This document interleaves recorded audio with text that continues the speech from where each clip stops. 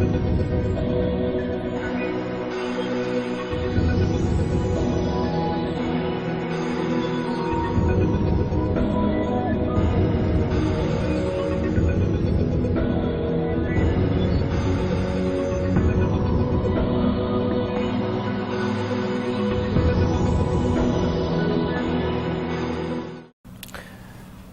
students, Assalamu alaikum.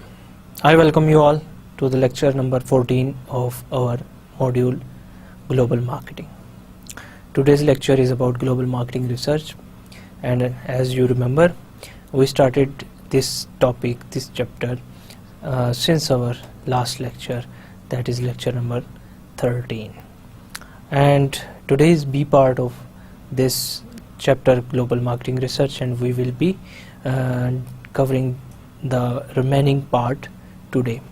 Before we proceed, let's see what we discussed in our last lecture. We discussed we started our lecture with discussion of scope of global marketing research. We said कि domestic market में और global market में research process same है और importance दोनों markets में global marketing research की बहुत ज़्यादा है, बट ग्लोबल मार्केटिंग रिसर्च थोड़ी सी कम्प्लेक्स है as compare to domestic market due to several reasons. वो रीजंस क्या हैं? एक तो ये कि ग्लोबल मार्केटिंग के एनवायरमेंटल फैक्टर्स काफ़ी डिफरेंट होते हैं, economic, socio cultural, political, legal, competitive environment etc. बहुत डिफरेंट होता है. सो दैट्स वाई वहाँ पे जो रिसर्च होती है, मार्केटिंग रिसर्च, क्योंकि अननोन थिंग्स होती हैं, अननोन वेरिएबल्स होते हैं, अननोन फैक्टर्स होते हैं, उनसे रिलेटेड डिफ़िकल्ट होती है एज़ कम्पेयर टू लोकल या domestic marketing research. So secondly, comparability of data भी एक प्रॉब्लम है जब आप ग्लोबल मार्केटिंग रिसर्च करते हैं. हम ग्लोबल मार्केटिंग रिसर्चर हैं ट्रेडिशनली, वो 3 एरियाज या रिस्पॉन्सिबिलिटीज़ मार्केटिंग रिसर्च की लेते हैं. For example, they do research related to market studies, जिसमें वो मार्केट के साइज़ और कस्टमर की नीड्स के बारे में डेटा गैदर करते हैं और फाइंड करते हैं कि कितनी बड़ी मार्केट है जिसमें हम प्रोडक्ट लॉन्च करने जा रहे हैं या लॉन्च करने का हमारा प्लान बन रहा है, और सेकेंडली कस्टमर की एक्चुअल नीड्स क्या हैं. देन कंपैटिटिव स्टडीज़ करते हैं. ये इंसाइट अबाउट द कंपैटिटर्स वहाँ से हमें मिलती है, बोथ डोमेस्टिक पे और फॉरेन कंपैटिटर्स की. जैसे कि हम रमलोसा की हमने बात की थी पेरियर के मुकाबले में, अब वो पेरियर के अगेंस्ट उसकी जो स्ट्रेटजीज़ थी जो बनी थी with the help of competitive studies, उसकी स्टडीज़ के उसने बनाई थी. देन हम इन्वायरमेंटल स्टडीज़ करते हैं. इन्वायरमेंटल स्टडीज़ इन्वायरमेंटल वेरिएबल्स के बारे में डेटा गैदर करने को कहते हैं. इन्वायरमेंटल वेरिएबल्स कौन कौन से? Economic, political, social, cultural, legal and other variables like demographics of a country, natural environment of a country, or political environment of a country and technological environment of a country. इससे related जो data gather करते हैं हम उसको environmental studies का part समझते हैं, और environmental studies ये हमें help करती हैं to find better opportunities in any country जिसमें हम अपना products या service launch करने जा रहे होते हैं.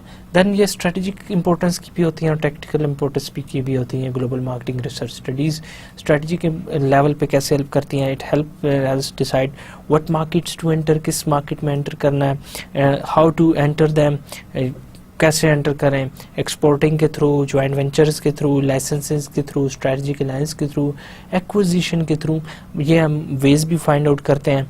And where to locate production facilities, अपनी प्रोडक्शन फैसिलिटीज़ कहाँ पे हम अपनी लगाएं, इस्टेब्लिश करें, ये भी आपको ग्लोबल जो मार्केटिंग रिसर्च है उसकी हेल्प से ये आपको स्ट्रेटजिक डिसीजन में हेल्प करती है. देन टेक्निकल लेवल पे भी हमें ग्लोबल मार्केटिंग रिसर्च हेल्प करती है. टेक्निकल लेवल कौन सा था? हमने डिस्कस किया था कि प्रोडक्ट, प्राइस, प्लेस, प्रमोशन के जो डिसीजंस थे वो टेक्निकल लेवल के डिसीजंस थे. अब वो डिसीजंस हमें स्ट्रेटजिक जो हमारे ऑब्जेक्टिव्स होते हैं वो अचीव करने में हमें हेल्प करते हैं. अब जो global environment is different from country to country. Global marketing tactics भी कंट्री टू कंट्री वेरी करेंगी.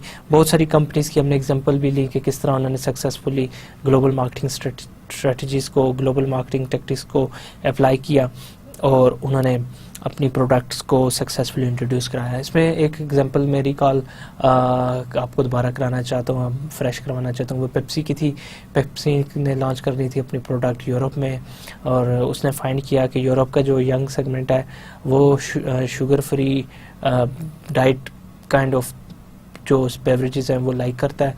लेकिन उन्हें साथ ही भी पता चला कि जो यंग मेल हैं वो डाइट तो अपनी अच्छी रखना चाहते हैं, फैटी प्रोडक्ट्स या कोलेस्ट्रॉल वाली प्रोडक्ट्स या जंक फूड नहीं कंज्यूम करना चाहते, बट वो सिमिलरली डाइट वर्ड को लाइक नहीं करते। तो उन्होंने अपनी प्रोडक्ट का नाम पेप्सी मैक्स दिया और वह वहाँ पे अच्छी तरीके से उसको पोजीशन किया। यंगस्टर को जो एक्टिविटीज़ थी उससे रिलेटेड उसको पोजीशन दी, उसे टारगेट किया और वो सक्सेसफुली वहाँ पे लॉन्च हुई और वहाँ पे सेल भी हुई। वो प्रोडक्ट अच्छे तरीके से अभी भी सेल हो रही है। देन हमने चैलेंजेस को डिस्कस किया इन प्लानिंग इंटरनेशनल रिसर्च के, कौन से चैलेंजेस हैं जो कोई कंपनी फेस कर सकती है। उस चैलेंजेस की जब हमने बात की थी वो ये एक बात की थी कि किसी कंट्री के जो इन्वायरमेंट है वो एक डिफरेंस होता है, वो वहाँ पे कंट्री टू कंट्री जो उसका पॉलिटिकल एनवायरनमेंट, लीगल एनवायरनमेंट और कल्चरल, सोशल, पॉलिटिकल और टेक्नोलॉजिकल, इकोनॉमिक एनवायरनमेंट है वो डिफरेंट होगा तो वो चैलेंज एक पोज्ड होता है। सेकेंडली, एक्यूरेट डेटा नहीं अवेलेबल होता कंट्रीज़ में, सेकेंडरी डेटा नहीं होता कुछ कंट्रीज़ में अवेलेबल, तो हमें कॉस्टली टेक्टिक्स यूज़ करनी पड़ती हैं। कॉस्टली टेक्टिक्स क्या है, हमें प्राइमरी डेटा गैदर करना पड़ता है। हमने ये भी डिस्कस किया था अपने लास्ट लेक्चर में। और देन हमने कंपैरिजन ऑफ रिसर्च स्टडीज़ की बात की थी कि ये one country to other country उनको कंपेयर करना थोड़ा सा मुश्किल हो जाता है। अब educational system country to country vary करता है। यूके में जो 12th ग्रेड है वो पाकिस्तान के किस ग्रेड के इक्विवेलेंट है, ये मार्केटिंग रिसर्च को देखना पड़ेगा। देन लैंग्वेजेस के difference, then socio economic status के डिफरेंस, देन इनकम के डिफरेंस, सोशियो होम मेकर्स कौन होते हैं वहाँ पे, इनके डिफरेंस, हाउस होल्ड इनकम के डिफरेंस, हाउस होल्ड में कौन है जो गवर्न करता है हाउस होल्ड को, उसका डिफरेंस, मैरिटल स्टेटस एटसेट्रा, ये सारे डिफरेंसेस ये बहुत इंपॉर्टेंट होते हैं। अब ये कंट्री टू कंट्री वेरी करते हैं।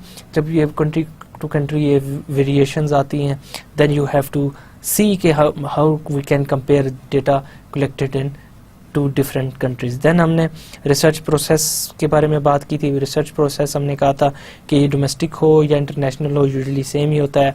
4 स्टेप्स होते हैं जो कि problem definition and development of research objective से स्टार्ट होता है। Then determination of source of information, second step हमने बात की थी।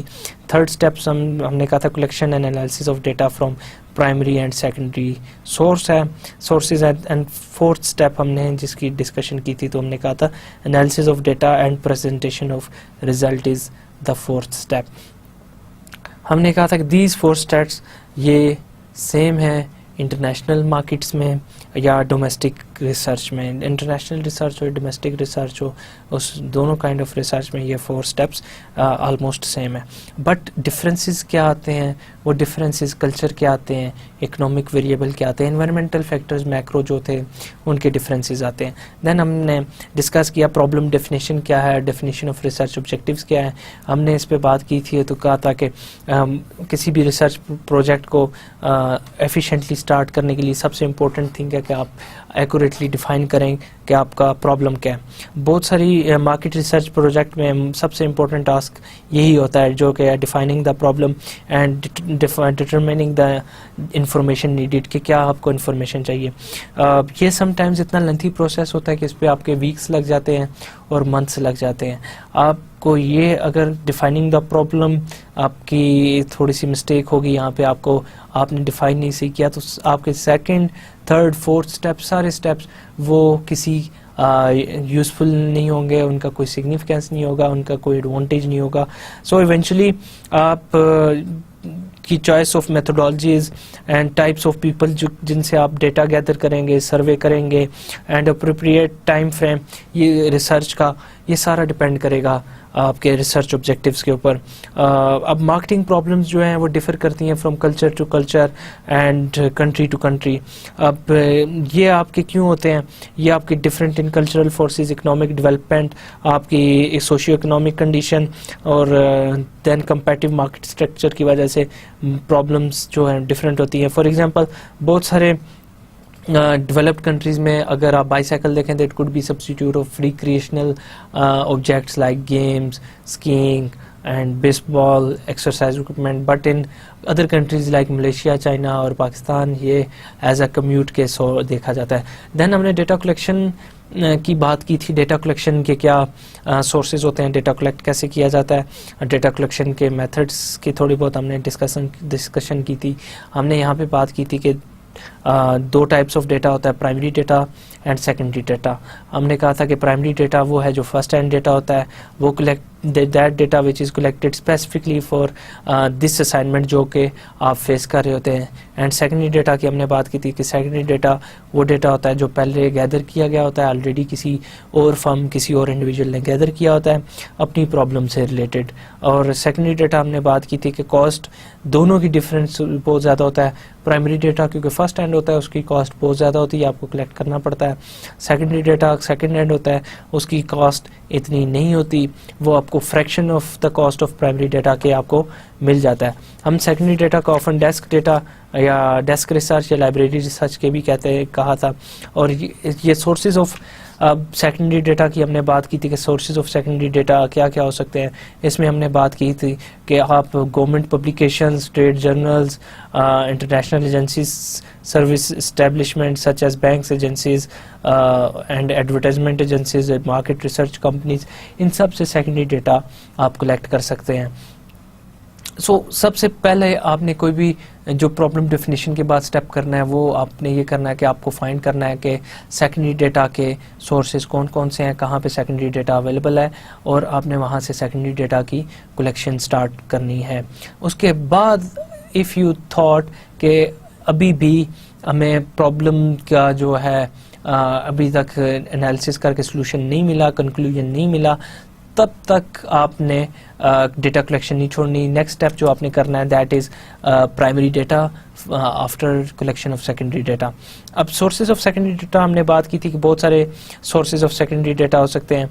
आपको ये फाइंड करना है कि कौन से ऐसे लोग हैं जो आपकी हेल्प कर सकते हैं in telling you about the specific sources of the data. For example अगर आपको सेकेंडरी इंफॉर्मेशन फाइबर से रिलेटेड जो कि टायर्स में यूज़ होती हैं वो लेनी है तो आपको ट्रेड जर्नल जो कि टायर्स और ऑटोमोबाइल इंडस्ट्री के हैं उनके एडिटर से बात करनी होगी। बहुत सारे जो टायर्स की शॉप्स हैं उन लोगों से बात करनी होगी, ऑनर से बात करनी होगी। आपको बैक ट्रैकिंग करनी होगी कहाँ पे ये टायर्स हमें उससे रिलेटेड फाइबर्स की डेटा मिल सकता है। सम ऑनलाइन डेटा सोर्सेज भी आपके पास होती हैं, डेटा स्ट्रीम जैसे कि है इंटरनेशनल, आपको वहाँ पे डेटा मिल सकता है। टेक्स्ट लाइन है, डनस्प्रिंट है, इसके अलावा ABI इन्फॉर्म एक्सेट्रा, बहुत सारे इस तरह की इंफॉर्मेशन सेल करने वाली कंपनीज हैं जो कि आपको डेटा सेल कर सकती हैं। देन वेब सर्च इंजन्स जैसे कि गूगल है, याहू है, बिंग है, ये भी आपको बहुत सारा डेटा प्रोवाइड कर सकते हैं। बैंक्स होते हैं ये आपको डेटा सेकेंडरी प्रोवाइड कर सकते हैं। कॉन्सुलेट्स हैं, एम्बेसीज हैं, फॉरेन चैम्बर ऑफ कॉमर्स हैं, ये आपको सेकेंडरी डेटा प्रोवाइड कर सकते हैं। देन लाइब्रेरीज हैं और इसके अलावा brokers, state development offices foreign countries के, ये जो फॉरेन कंट्रीज़ में ये आपको सेकेंडरी डेटा प्रोवाइड कर सकते हैं। देन मैंने आपसे बात की कि इंटरनेट पे आपने सर्च करनी है, सेकेंडरी डेटा वहाँ पे अवेलेबल है। सोशल मीडिया पे आप कस्टमर्स को देखें कि उनके क्या कमेंट्स हैं, क्या रिव्यूज़ हैं, क्या उनके फीडबैक है about the products and services जो कि कंपनीज की हैं, वहाँ से भी आपको बहुत सारी इंसाइट मिल सकती है। बहुत सारी प्रॉब्लम्स की हमने बात की थी कि जो सेकेंडरी डेटा के साथ एसोसिएटेड हैं, उसमें हमने 4 प्रॉब्लम्स की बात की थी कि एक तो ये कि आपको हो सकता है नेसेसरी डेटा जो रिलेटेड है वो ना मिले, बहुत सारा आपको जंक मिले जो कि आपसे रिलेटेड नहीं है। सेकेंड हमने बात की थी कि एक्यूरेसी ऑफ द डेटा वो प्रॉब्लम उसके क्वेश्चनेबल हो सकती है कि कितना वो एक्यूरेट है, कितना वो उसकी जो इन्फॉर्मेशन वो प्रोवाइड कर रहा है वो करेक्ट प्रोवाइड कर रहा है। Then lack of comparability of the data है कि पाकिस्तान में जो सेकेंडरी डेटा आपने कलेक्ट किया और जो यूके में कलेक्ट किया या जो आपने स्विट्ज़रलैंड में कलेक्ट किया, उन तीन डेटाज में थोड़ा सा डिफरेंस हो सकता है, बल्कि बहुत ज़्यादा डिफरेंस हो सकता है due to differences there in their environmental factors. Then एक और प्रॉब्लम ये है कि questionable timeliness of some data. Secondary data sometimes इतना पुराना होता है कि वो आपके किसी काम का नहीं होता। 10 साल पुराना, 20 साल पुराना सेकेंडरी डेटा किसी भी आपके रिसर्च प्रोजेक्ट से रिलेटेड इतना यूज़फुल नहीं होगा। सो अगर ये सिचुएशन है तो आप क्या करें, आप प्राइमरी डेटा को कलेक्ट करें अगर आपको सेकेंडरी डेटा नहीं मिल रहा। But usually substantial body of secondary data available होती है। आपको जस्ट ये करना है कि you have to find the right source of secondary data, और अगर वो राइट सोर्स आपको मिल जाता है तो आप उसको डेटा को एक्वायर करें और उसको यूज़ करें। प्राइमरी डेटा, जब आपको सेकेंडरी डेटा से आपके प्रॉब्लम का सलूशन नहीं मिला, जब आपको नेसेसरी इंफॉर्मेशन नहीं मिली सेकेंडरी डेटा से, तब you should collect primary data and focus उस पर करना चाहिए कि आप प्राइमरी डेटा को कॉस्ट इफेक्टिवली कितनी जल्दी उसको आप कलेक्ट कर सकते हैं। ऑफन सेकेंडरी डेटा के साथ या सेकेंडरी डेटा जब अवेलेबल नहीं होता या यूजेबल नहीं होता तो मार्केटियर्स को प्राइमरी डेटा कलेक्ट करना पड़ता है, मार्केट रिसर्चर को प्राइमरी डेटा कलेक्ट करना पड़ता है। रिसर्चर्स डिज़ाइन कर सकते हैं अपनी studies to collect primary data that will meet the information requirements for making a specific marketing decision, जो कि उस प्रॉपर जो आपकी रिसर्च प्रॉब्लम है, रिसर्च ऑब्जेक्टिव से रिलेटेड है, आपके रिसर्च को जो प्रॉब्लम्स है उसको सॉल्व करने या मार्केटिंग प्रॉब्लम्स को सॉल्व करने से रिलेटेड आपको प्राइमरी डेटा हेल्प करेगा। प्राइमरी डेटा बहुत सारी वो चीज़ें इंफॉर्मेशन वो आपको रिवील करती हैं जो कि आपको सेकेंडरी डेटा में अवेलेबल नहीं होती। फॉर एग्जांपल एक रिसर्च एजेंसी ने उसने एक सर्वे किया अबाउट शेविंग हैबिट्स और डिस्कवर किया कि 50% ऑफ द पीपल या मेल जो कज़ाकिस्तान में है वो डेली शेव करते हैं। एंड बट उन्होंने अज़रबैजान के बारे में जो इंफॉर्मेशन उन्होंने फाइंड की कि बहुत सारे लोग वहाँ पे वंस इन अ वीक शेव करते हैं। अब ये इस तरह के इंफॉर्मेशन सेकेंडरी डेटा पहले किसी ने कलेक्ट नहीं की थी, सो प्राइमरी डेटा ने उन्हें हेल्प की कि Azerbaijan is not a very good market for जो कि आपके रेजर्स हैं। गुड मार्केट कौन सी है, अच्छी मार्केट जो है वो है कज़ाकिस्तान, वहाँ पे ज़्यादा पोटेंशियल है for the researchers. For global marketeers इसमें बहुत ज़्यादा आपके लेसन्स हैं कि कलेक्टिंग प्राइमरी डेटा वो it involves developing a research instrument. पहले तो वो इंस्ट्रूमेंट आपको चाहिए होगा कि जिसके हेल्प से आप डेटा कलेक्ट कर सकेंगे। देन सिलेक्टिंग अ सैंपल, वो कौन से लोग होंगे, कितने लोग होंगे जिनसे आपने डेटा कलेक्ट करना है, ये एक इम्पोर्टेंट फैक्टर होगा। Then collection of the data, कि कैसे कलेक्ट करना है डेटा, ये एक इम्पोर्टेंट फैक्टर है, इस पे आपको इन्फॉर्मेशन होनी चाहिए, नॉलेज होना चाहिए। And sometimes comparing result across culture, ये भी इम्पोर्टेंट होता है कि कल्चर टू कल्चर कैसे रिजल्ट वेरी करते हैं। ये अब चारों जो फैक्टर्स थे इस पे हम थोड़ी सी डिस्कशन करते हैं। सबसे पहला, developing a research instrument. Usually primary data जो कलेक्ट किया जाता है वो उसका तरीका ये होता है कि या तो आप क्वेश्चनेयर यूज़ करते हैं, सर्वे करते हैं, या फिर आप फोकस ग्रुप यूज़ करते हैं मल्टीपल मार्केट्स में। And every effort should be made to capture the appropriate environmental variable. आपको कोशिश करनी चाहिए कि एनवायरमेंटल वेरिएबल्स भी अंडर कंसिड्रेशन हो जब आप या यूज़ करें क्वेश्चनेयर, सर्वे क्वेश्चनेयर, या रिसर्च इंस्ट्रूमेंट के तौर पे फोकस ग्रुप आप यूज़ कर रहे हैं। दोनों में एनवायरमेंटल फैक्टर्स को कंसिडर करना बहुत ज़रूरी है। Even research aimed at a single market might be compared at a later date with result of research in any other country. So बहुत इंपॉर्टेंट है कि इन्वायरमेंटल वेरिएबल्स के इफेक्ट को जो डेटा के ऊपर था उसको आप कैप्चर करें। एक और चैलेंज जो कि रिसर्च इंस्ट्रूमेंट के डिज़ाइन के हवाले से फेस करना पड़ता है, that is translation from one language to another. आप समटाइम्स जो क्वेश्चन आप करेंगे इंग्लिश में वो किसी रिस्पोंडेंट को जिससे आप डेटा कलेक्ट कर रहे हैं जो आपके सैंपल का पार्ट है उससे समझ नहीं आएगा, तो बेटर है कि आप इंग्लिश से, अगर पाकिस्तान में है तो उर्दू में उसको ट्रांसलेट करके वो फिल कराएं ताकि उसको एक्यूरेट अंडरस्टैंडिंग हो। एक्यूरेट ट्रांसलेशन जो है बहुत इंपॉर्टेंट है। फर्स्ट टू इंश्योर दैट के respondents understand the question and second to ensure that के researcher understands the answer. So बहुत इंपॉर्टेंट है कि ट्रांसलेट हो in the language of respondent as well in the language of researcher. इसमें एक जो हम मैकेनिज्म यूज करते हैं, एक मेथड जो यूज करते हैं वो बैक ट्रांसलेशन का है।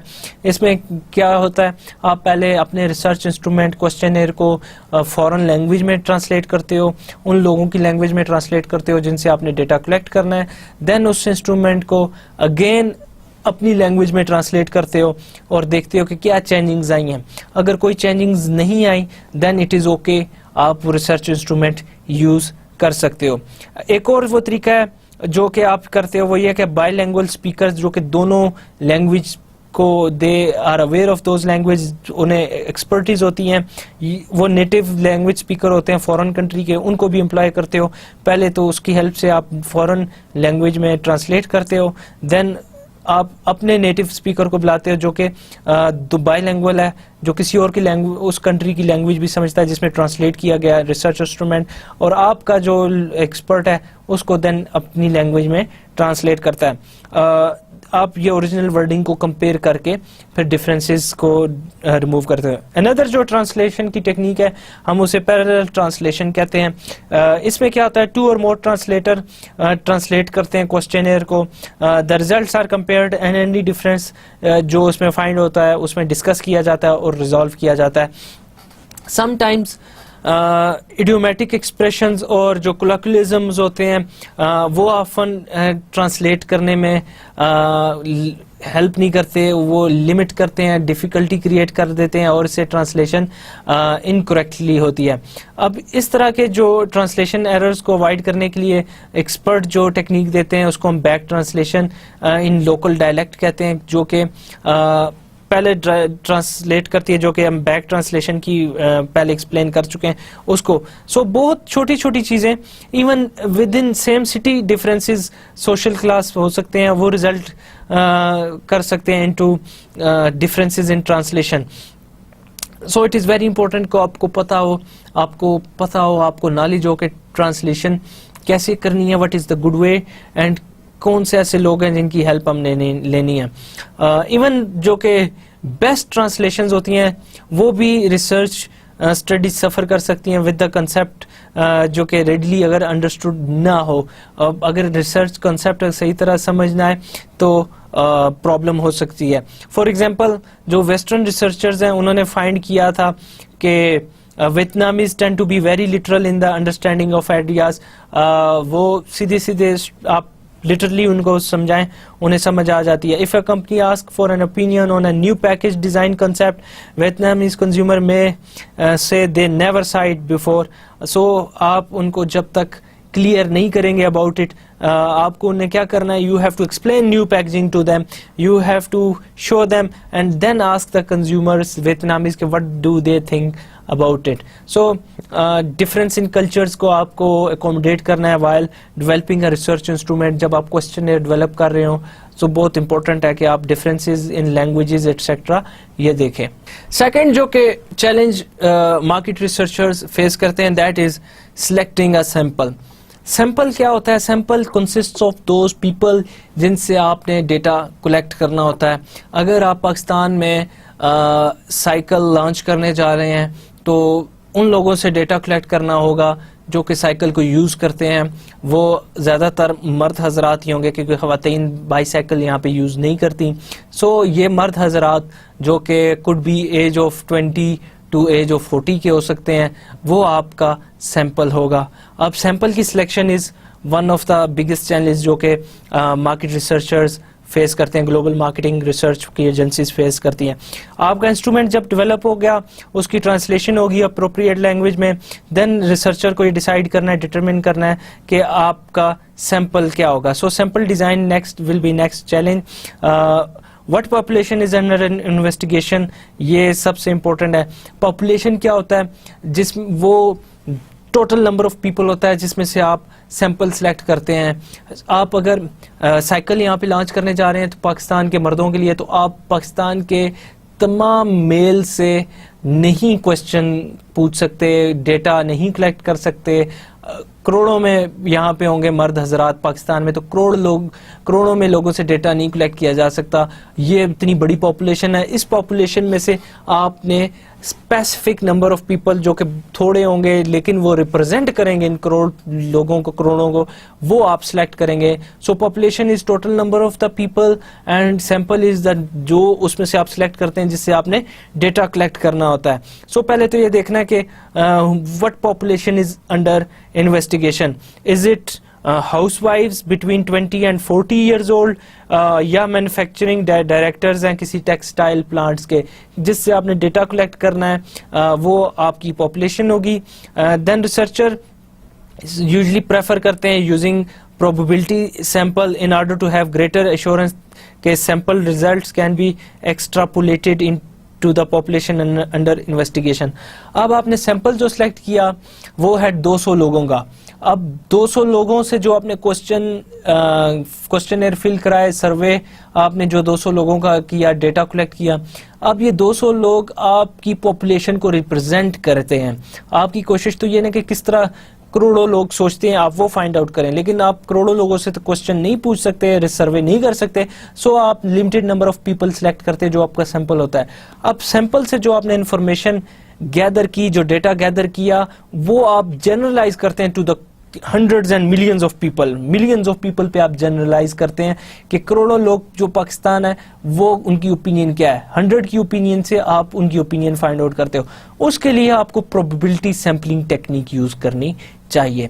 दो टाइप ऑफ सैंपलिंग टेक्निक है, एक प्रोबेबिलिटी सैंपलिंग टेक्निक है, एक नॉन प्रोबेबिलिटी सैंपलिंग टेक्निक है।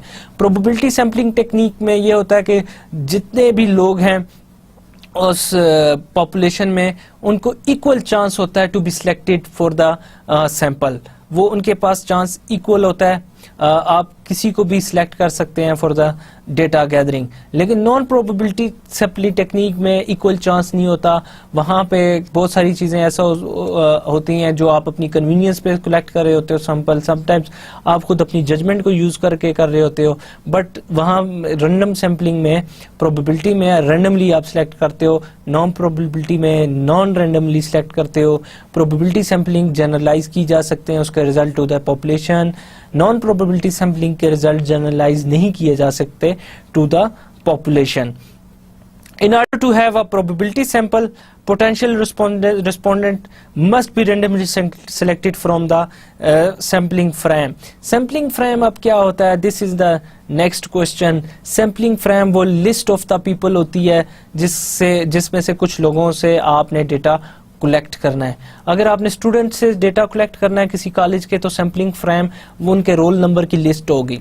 अब उन सब से जो लिस्ट है उनमें तमाम स्टूडेंट से डेटा नहीं कलेक्ट करते, उस लिस्ट में से कुछ स्टूडेंट आप रैंडमली सिलेक्ट करते हैं। फॉर एग्जांपल आप उस लिस्ट में से ये सिलेक्ट करते हैं कि हर तीसरे स्टूडेंट से आपने क्वेश्चनर फिल कराना है, सर्वे करना है। सो पहले स्टूडेंट को छोड़ देंगे आप, सेकंड स्टूडेंट को भी छोड़ देंगे, थर्ड स्टूडेंट से डेटा कलेक्ट करेंगे, देन फोर्थ फिफ्थ से आप नहीं कलेक्ट करेंगे, सिक्स से कलेक्ट करेंगे, देन सेवंथ एट को छोड़ के आप 9 से कलेक्ट करेंगे। हर तीसरा स्टूडेंट आपका सैंपल का पार्ट होगा। अब वो जो लिस्ट है आपके पास उसको हम सैंपल फ्रेम कहते हैं, सैंपल फ्रेम कहते हैं। लेकिन बहुत सारी ऐसी रिसर्च स्टडीज में सैंपल फ्रेम अवेलेबल नहीं होता, वहाँ पे आपको डेटा नॉन प्रोबेबिलिटी सैंपलिंग के थ्रू कलेक्ट करना पड़ता है। ये एक लिमिटेशन है जो कि हमने डील करनी होती है। अब ये लिस्ट बहुत सारे कंट्रीज में तो फाइंड आउट करना बहुत मुश्किल है, so non probability sampling employ करनी पड़ती है हमें। बहुत सारे डेवलपिंग जो कंट्रीज हैं वहाँ पे इंफ्रास्ट्रक्चर इतना अच्छा नहीं होता about the availability of data या इंफॉर्मेशन सब्सटेंशियलिटी इंटरफेस जो है इंटरफेयर होता है with attempts to use probability samples, आप प्रोबेबिलिटी सैंपल्स नहीं यूज कर सकते, तो वहाँ पे आपको सैम्पलिंग जो है लार्जर पॉपुलेशन से आपने डेटा कलेक्ट करना होता है। आपको ये करना चाहिए कि लार्जर पॉपुलेशन को आप उसमें इंक्लूड करें, अपनी स्टडी में उनसे डेटा कलेक्ट करें। अब समटाइम्स कुछ मार्केटिंग रिसर्चर्स हैं वो टेलीफोन्स यूज़ करते हैं, वो टेलीफोन जब यूज़ करते हैं तो टेलीफोन डायरेक्टरी को एज अ सैम्पल फ्रेम ले लेते हैं। अब किसी भी इलाके में जो टेलीफोन के कनेक्शंस हैं वो डायरेक्टरी में मेंशन होते हैं, आप वहाँ पे प्रोबेबिलिटी सैम्पलिंग को यूज़ करते हुए आप अपनी डेटा कलेक्ट कर सकते हैं। Sampling is particularly difficult in countries where several languages are spoken because carrying out a national wide survey under such condition is impractical.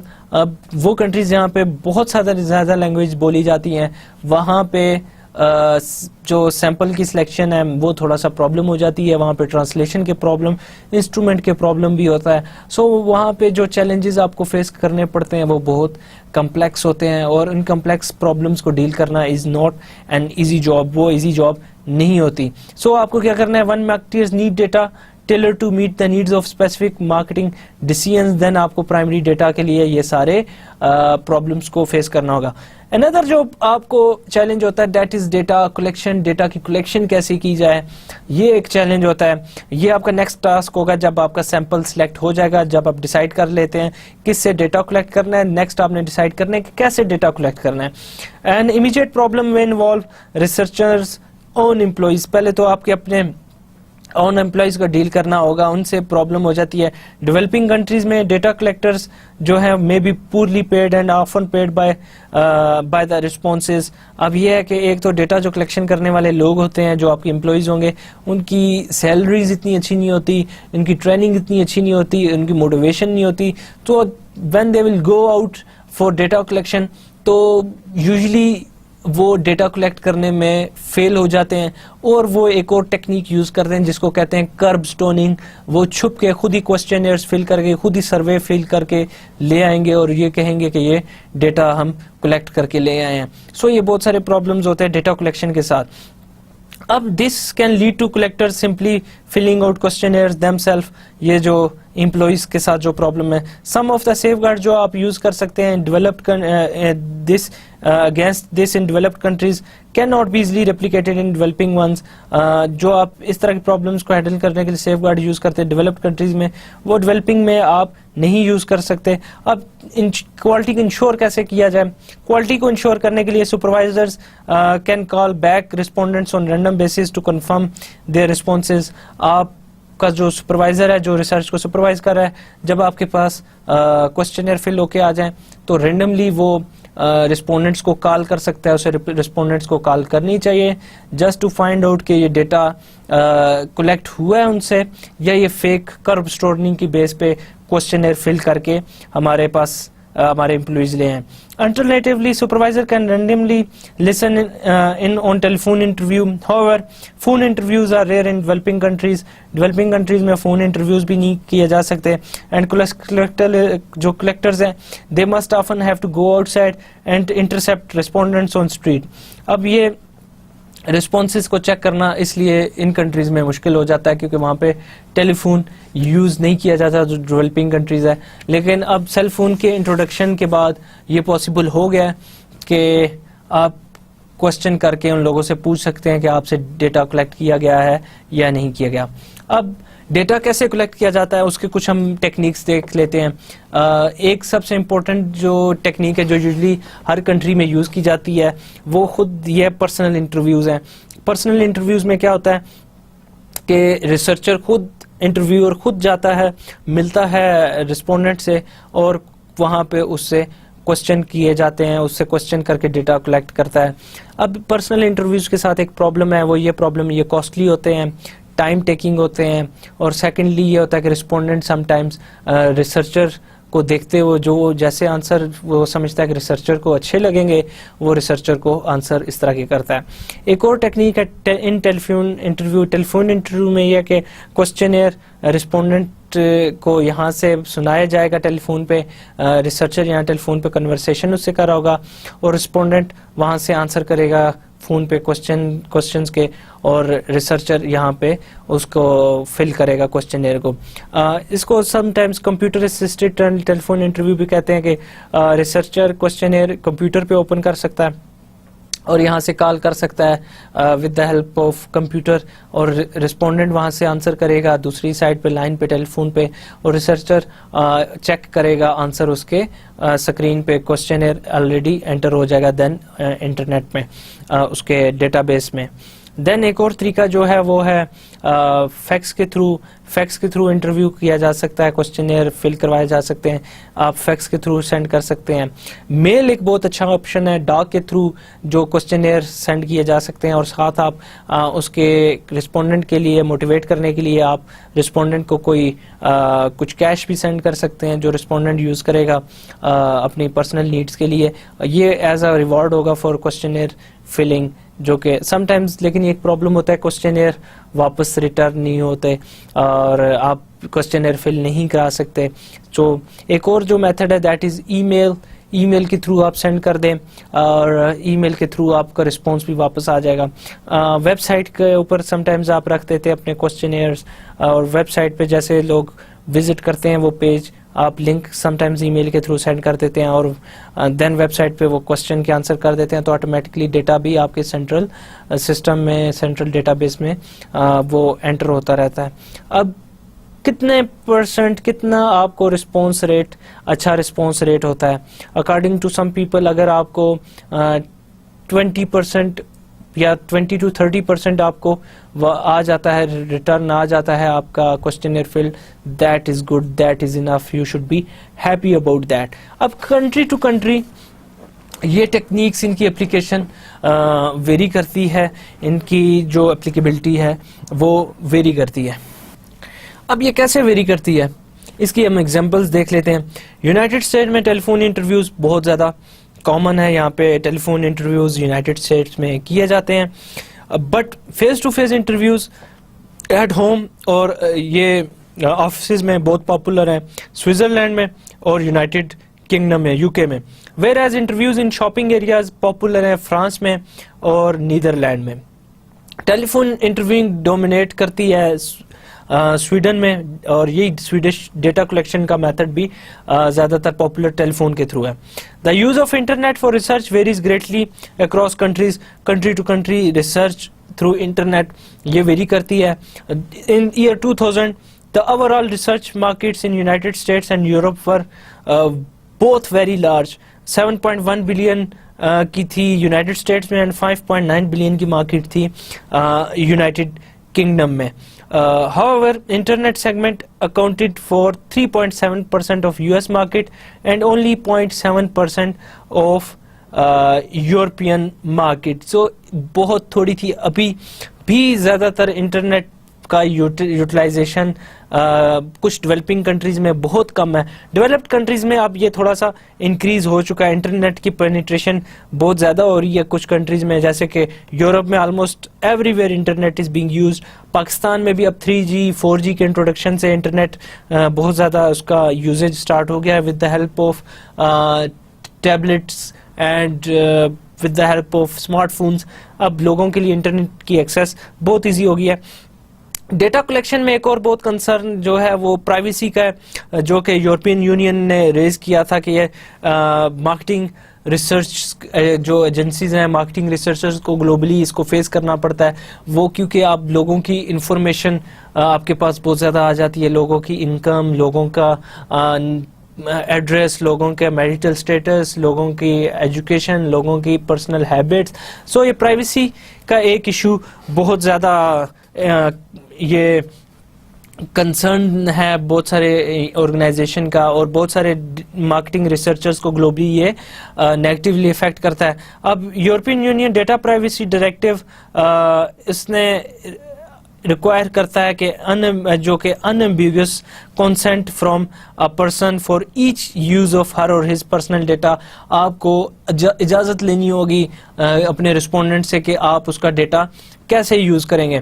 अब इसका क्या नुकसान होगा? It could seriously limit the global marketing researchers in using that data. अब limit कैसे भी हो सकता है, यूज ऑफ टेलीफोन इंटरव्यूज को इफेक्ट कर सकता है, वहां पे that includes question related to health problem, political believes, sex habits and so on. इस तरह की चीज़ें के बारे में आप इंटरव्यूज के क्वेश्चंस नहीं कर सकते क्योंकि लोग आपके क्वेश्चंस को लाइक नहीं करते।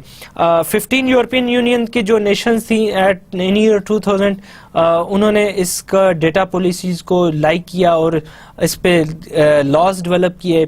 अब ये लॉज क्या कहते हैं कि data can not be send to country that is not member of European Union unless कि वो country have adequate level of privacy protection. जो कि आपने यूरोप में डेटा कलेक्ट किया है वो बाकी कंट्रीज में आप सेंड नहीं कर सकते।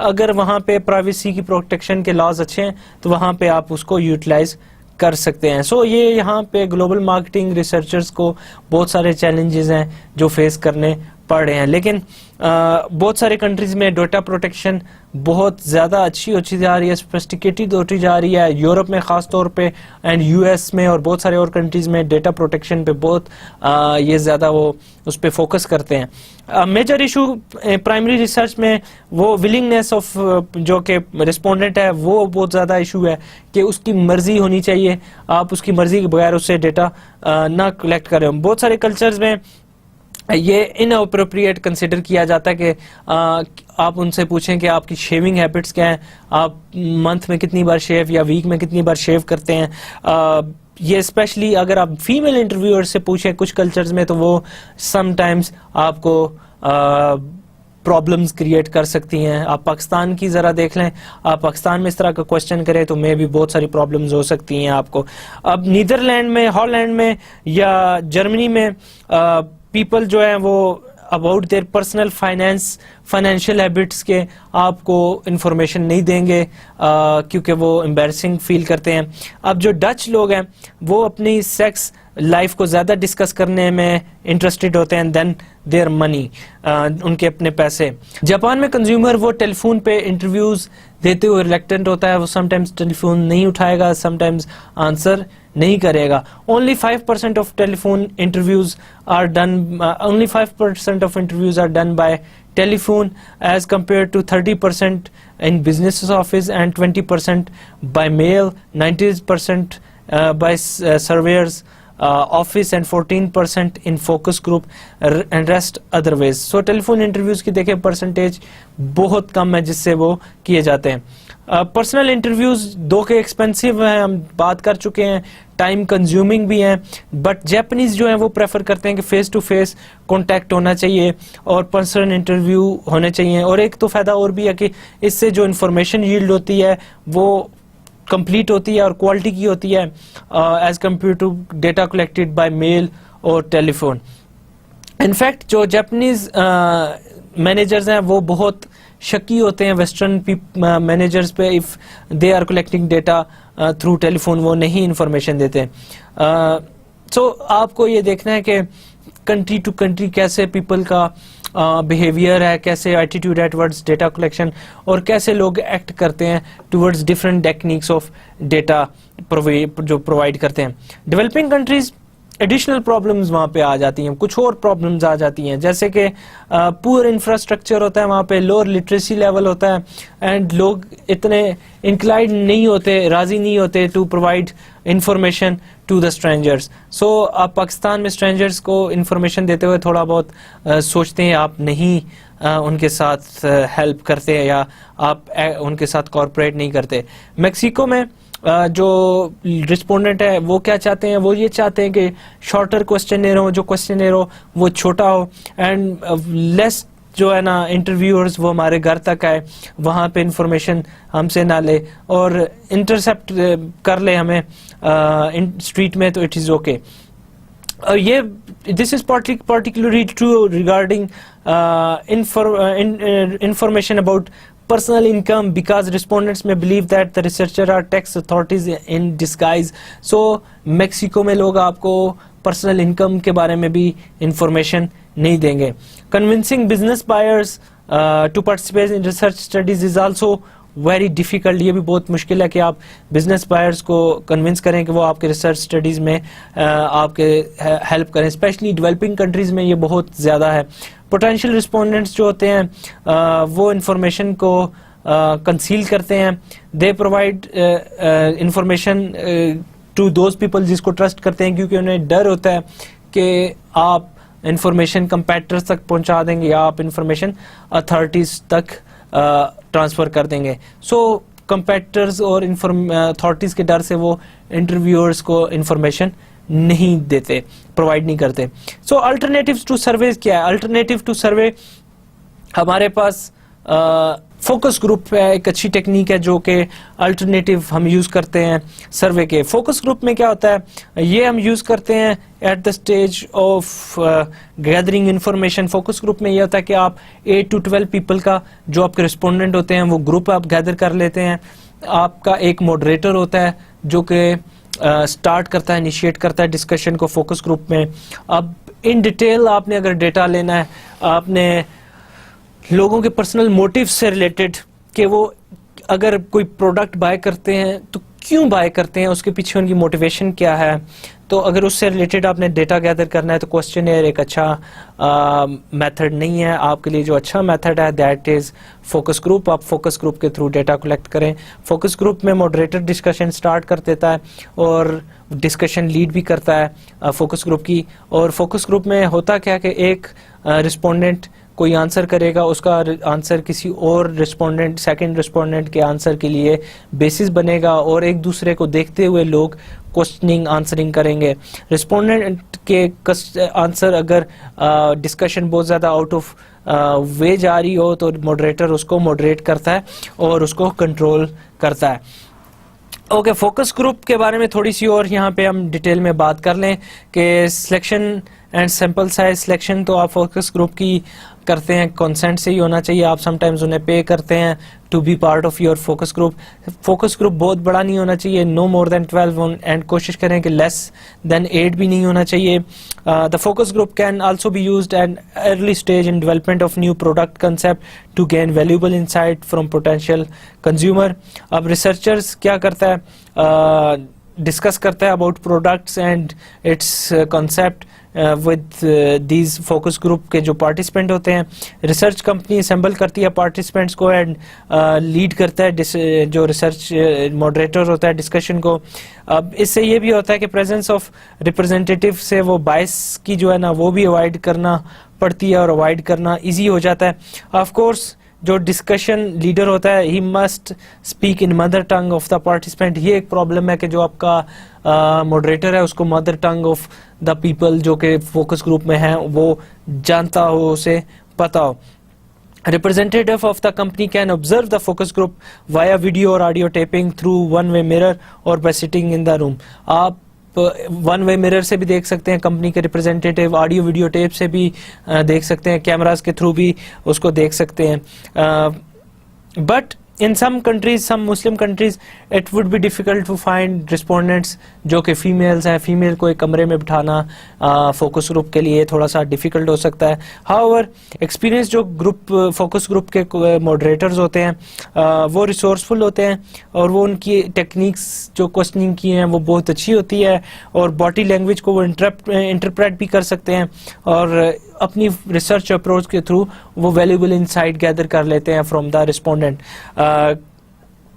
अब ये कल्चर टू कल्चर ये फोकस ग्रुप की भी इफेक्टिवनेस वेरी करती है। अब जो कम्युनिस्ट वियतनाम था वो रिसेंटली ओपन हुआ है to western countries, western business, yet market researchers जो हैं they find the Vietnamese very enthusiast about joining focus groups. Participation rate 35 to 50% होता है वियतनाम में, but as in China, however, the government of Vietnam restricts that कि what could be asked in the focus group, क्या आप question करें, ये China की तरह वो वियतनाम वाले भी रिस्ट्रिक्ट करते हैं। सो ये थोड़ा सा चैलेंज होता है कि आप हर किस्म के क्वेश्चन नहीं कर सकते, हर किस्म की इंफॉर्मेशन गैदर नहीं कर सकते फ्रॉम द पार्टिसिपेंट। फाइनली एक और जो मेथड है जो हम यूज करते हैं दैट इज ऑब्जर्वेशन। ये एक पावरफुल टूल यूज कर सकते हैं, बट हम ऑब्जर्वेशन के बारे में बात थोड़ा बाद में करेंगे। Focus group kind of research के लिए यूज़ होना चाहिए। अगर आपने how your product is used, कैसे लोग यूज़ करते हैं, तो फोकस ग्रुप्स की हेल्प से आप इन्फॉर्मेशन ले सकते हैं। Understanding consumer experience with the product, satisfied थे, डिससेटिस्फाइड थे, सेटिस्फाइड थे तो क्यों थे, डिससेटिस्फाइड थे तो क्यों डिससेटिस्फाइड थे, वो इन्फॉर्मेशन भी आप फोकस ग्रुप के थ्रू कलेक्ट कर सकते हैं। आप एक्वायर कर सकते हैं डिस्क्रिप्टिव कंज्यूमर ब्रांड परसेप्शंस के कंज्यूमर की ब्रांड इमेज क्या है अबाउट सर्टन ब्रांड, या आप exploratory texting of new product, आप new product testing, positioning and promotion strategies के बारे में वो भी आप टेस्ट कर सकते हैं विद द कंज्यूमर या आपके रिस्पोंडेंट्स जो आपको आंसर कर रहे हैं फोकस ग्रुप में। फोकस ग्रुप कौन सी रिसर्च स्टडीज़ के लिए नहीं यूज़ करना चाहिए? फॉर एग्जांपल जिसमें आपने एस्टिमेट करना है साइज़ और dollar value of the market, वहाँ पे फोकस ग्रुप की कोई वैल्यू नहीं होगी, ये नहीं आपको हेल्प कर सकता। डेफिनेटिवली आइडेंटिफाइंग सेगमेंट्स के लिए भी आपको हेल्प नहीं कर सकता। गो नो गो डिसीजन मेकिंग के लिए, न्यू प्रोडक्ट्स के लिए, ब्रांड पोजीशनिंग और प्रमोशन स्ट्रेटजीज के लिए भी फोकस ग्रुप की वैल्यू इतनी ज़्यादा नहीं होगी। सो फोकस ग्रुप कुछ रिसर्च स्टडीज़ में यूज़ हो सकता है, जहाँ सिंपल फार्मूला ये है कि जहाँ पे आपको इन डेप्थ फीलिंग्स लोगों की चेक करनी है, इन डेप्थ बिहेवियर आपने देखना है, क्या लोग सोचते हैं और क्यों सोचते हैं, वहाँ पे फोकस ग्रुप बहुत हेल्पफुल होगा। बाकी इसकी एप्लीकेबिलिटी थोड़ी सी लिमिटेड होती है, इतनी नहीं यूज़ की जा सकती है। ऑब्जर्वेशन भी एक बहुत इंपॉर्टेंट मेथड है, बहुत वाइडली यूज्ड मेथड है जो कि हम यूज़ करते हैं फॉर डेटा गैदरिंग। ऑब्जर्वेशन में ये होता है कि आप देखते हैं अपनी आंखों की हेल्प से या डिफरेंट वे से ऑब्जर्व करके डेटा गैदर करते हैं। फॉर एग्जांपल मैं ये देखना चाहता हूँ कितने लोग पाकिस्तान में सिग्नल की वायलेशन करते हैं, तो मैं क्या कर सकता हूँ, मैं सिग्नल पे खड़ा होके 2 घंटे 3 घंटे 4 घंटे ऑब्जर्व कर सकता हूँ कितने लोग सिग्नल को तोड़ते हैं। या अगर मैं देखना चाहता हूँ किसी म्यूजियम में सबसे पॉपुलर कौन सा स्पॉट है, तो मैं जाके वहाँ पे जो फ्लोर है म्यूजियम का उसको ऑब्जर्व कर सकता हूँ और देख सकता हूँ जहाँ पे ज़्यादा वियर एंड टियर फ्लोर की ज़्यादा है, वो ज़्यादा ख़राब हुआ फ्लोर, दैट मीन्स वहाँ पे लोग ज़्यादा चलते फिरते रहे हैं, दैट मीन्स कि वो पॉपुलर एरिया है उस म्यूजियम का। तो ये ऑब्जर्वेशन की टेक्निक हम यूटिलाइज कर सकते हैं। सो ऑब्जर्वेशन के लिए जो कंज्यूमर एथनोग्राफिक स्टडीज़ होती हैं वो यूज़ की जाती हैं। ट्रेंड एंथ्रोपोलॉजिस्ट जो कि लोगों के मूवमेंट को स्टडी कर सकते हैं वो हम यूज़ करते हैं। इसमें आप विजुअल क्यूज़, फोटोज़, वीडियोज़ और समटाइम्स फील्ड नोट्स भी आपको हेल्प करते हैं। आप क्या एलिमेंट्स के ऊपर फोकस होता है, डिकोर, design, aesthetic, colour, fashion icons क्या लोग यूज़ कर रहे हैं, इस तरह की चीज़ें के बारे में आप डेटा थ्रू ऑब्जर्वेशन गैदर कर सकते हैं। एनालिसिस देन होता है आपका नेक्स्ट जो फेज होता है वो एनालिसिस का होता है। आपने डेटा गैदर कर लिया, देन आपने एनालाइज करना है। एनालिटिकल टेक्निक्स क्या है, वंस आप सेकेंडरी डेटा या प्राइमरी डेटा कलेक्ट कर लेते हैं देन आपको एनालिटिकल टेक्निक्स अप्लाई करनी पड़ती हैं। और although these techniques may be used in domestic marketing research, they are often modified to deal with complexities of international markets. 3 types की होती हैं, demand analysis, relative market size and analysis of demand patterns. Demand analysis में क्या होता है, demand for product और service can be measured, आप measure करते हैं 2 लेवल्स पे आप मेजर करते हैं। एग्रीगेट डिमांड जो कि पूरी इंटायर मार्केट की डिमांड होती है उसको मेजर करते हैं, या आप किसी कंपनी की स्पेसिफिक प्रोडक्ट्स की डिमांड वो मेजर करते हैं जो उसकी एक्चुअल सेल्स को रिप्रेजेंट करती हैं। सो ये डिमांड एनालिसिस होता है। इसमें फर्दर आप potential need, felt need, potential demand, felt demand या effective demand, market demand, sales potential, ये सारी ये इसके अंडर आती हैं। पोटेंशियल नीड क्या है कि researcher has the question like is there a potential need either now और इन द फ्यूचर, क्या हमारा प्रोडक्ट रिक्वायर्ड भी है या नहीं, अभी या फ्यूचर में सेल होगा या नहीं होगा। फेल्ट नीड क्या होता है, अगर पोटेंशियल नीड का पता चल जाए उसको रिसर्चर को एग्जिस्ट करती है, there is no reason to assume that everyone in the market actually feels a need for the product और सर्विस अंडर इन्वेस्टिगेशन। यहाँ पे आपने ये देखना है कौन से लोग हैं, वो क्या करेक्टरिस्टिक्स हैं उनकी जिनको ये नीड है। देन पोटेंशियल डिमांड के बारे में कि फेल्ट नीड रिप्रेजेंट करती है aggregate desire for the target population to purchase a product, लेकिन इनकम में भी उनके पास इतनी ना हो। सो आपको डिमांड देखनी है कि पोटेंशियल कितने लोग हैं जिनके पास इतनी इनकम है जो कि हमारा प्रोडक्ट बाय कर सकते हैं। इफेक्टिव डिमांड ये है कि पोटेंशियल डिमांड तो होती है सबकी डिमांड को आप वो मेजर करते हैं कि कितने लोगों की डिमांड हो सकती है, बट समटाइम्स कुछ लोगों को बहुत सारी लिमिटेशंस होती हैं, वो बाय नहीं कर सकते। So then there is effective demand के कितने लोग बाय एक्चुअली कर सकते हैं, जो कि they are easy to it is easy and feasible for them to buy. Then market demand, आप extent to which effective demand can be realized depends substantially on marketing infrastructure available to competing firms in the country. Sales potential भी आप with the help of demand analysis को find out कर सकते हैं कि कितनी actual sales volume हमारा उस country में हो सकता है vis-a-vis competing offers. Then relative market size भी आप analysis by inference भी आप use करते हैं।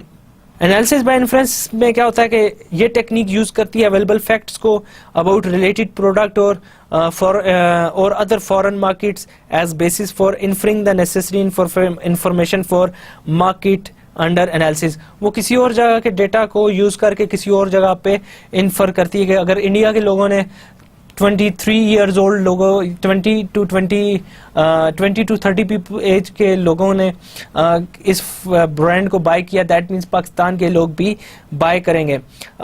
जो इन्फ्रेंस की जाती है it could be on the basis of relative market size या एनालिसिस ऑफ डिमांड पैटर्न या रिलेटेड प्रोडक्ट के।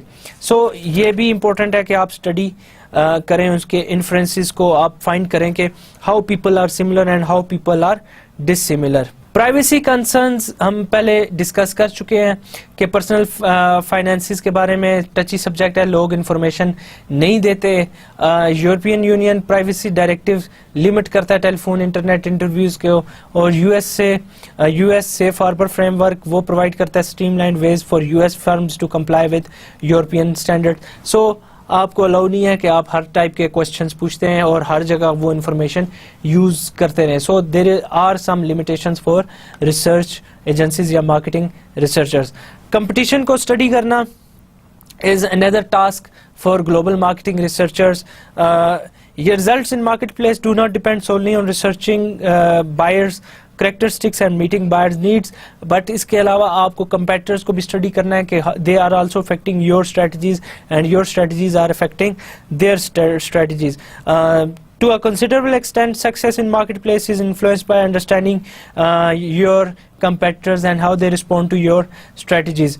अब कोडेक है वो फिजी को स्टडी करता है, फिजी है वो कोडेक को स्टडी करता है, मोटरोला बहुत सारे जो जापानीज इलेक्ट्रॉनिक्स के फर्म्स हैं उनको स्टडी करता है, और सिमिलरली जापानीज इलेक्ट्रॉनिक फर्म्स बहुत सारी यूरोपियन इलेक्ट्रॉनिक फर्म्स को स्टडीज करती हैं। जो कंपनीज इंटरनेशनल लेवल पे कम्पीट कर रही होती हैं पर्टिकुलरली, वो अपने कंपेटिटर्स को मॉनिटर करती रहती हैं और बहुत होशियार और खबरदार होती हैं।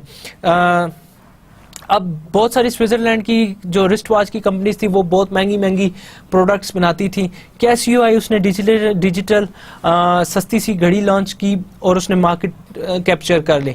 अब स्विस जो रिस्ट वॉच के ब्रांड थे उन्होंने देन मार्केट स्टडी की एंड देन दे फाउंड कि yes we have to tackle this new challenge, then they came up with Swatch brand, और उन्होंने देन जापानीज फर्म से मार्केट अपनी वापस लेने की कोशिश की। अब कंपनी को क्या करना है, दे फर्स्ट हैव टू डिसाइड के डिटरमिन करना है कि हु इट्स कंपेटिटर्स आर। वो डोमेस्टिक भी हो सकते हैं और इंटरनेशनल भी हो सकते हैं। देन आप आइडेंटिफाई करेंगे core competencies of your competitors to predict their future direction. उसमें आप कंपनी की स्टैटिस्टिक्स की हेल्प ले सकते हैं। कंपनी की कौन सी स्टैटिस्टिक्स आपको इंफॉर्मेशन प्रोवाइड कर सकती है, सेल्स और मार्केट शेयर प्रॉफिट्स के बारे में आपको इंफॉर्मेशन कंपनी की स्टैटिस्टिक्स से मिलती है। बैलेंस शीट उसको अगर आप मिल जाए तो आपको पता चल सकता है। कैपिटल एक्सपेंडिचर्स की इंफॉर्मेशन आपको मिल जाए तो आपको बहुत हेल्प हो सकती है। नंबर ऑफ एम्प्लॉइज कितने हैं, अगर ज्यादा है दैट मीन्स स्ट्रॉन्ग कंपनी है, कम है तो दैट मीन्स वीक कंपनी है। प्रोडक्शन कैपेसिटी अगर आप डेटा मिल जाए कंपेटिटर्स का तो बहुत अच्छा होगा आपके लिए। और रिसर्च एंड डेवलपमेंट कैपेबिलिटी कितनी है किसी भी कंपनी की, आपके ये कंपनी स्टैटिस्टिक्स आपको सारी मिल जाए तो यू कैन डिटरमिन कि उनकी फ्यूचर मूव्स क्या होंगे। देन मार्केटिंग ऑपरेशंस के बारे में इंफॉर्मेशन आपको लेना नेक्स्ट आपका स्टेप होगा।